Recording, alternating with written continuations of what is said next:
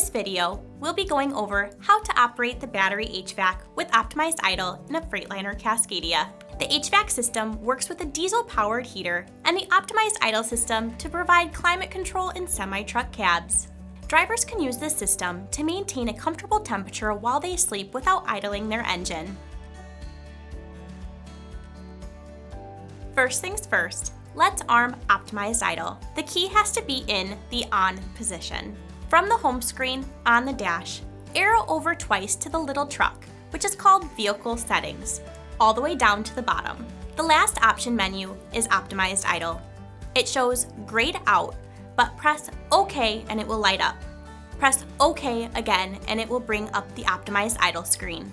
On the bottom, it says to enable, press OK.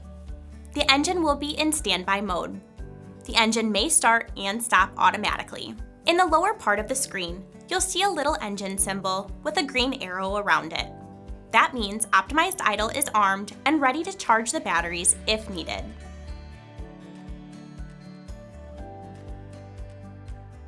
To turn on the battery HVAC system, press and hold the power button for a few seconds.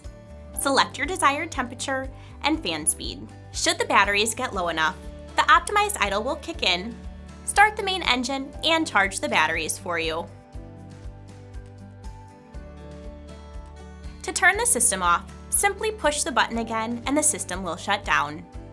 We hope this video gave you a better idea on how to operate your heating and cooling system. Feel free to visit us online at sfitrucks.com or give us a call at 800-521-5859 to talk with an SFI account administrator.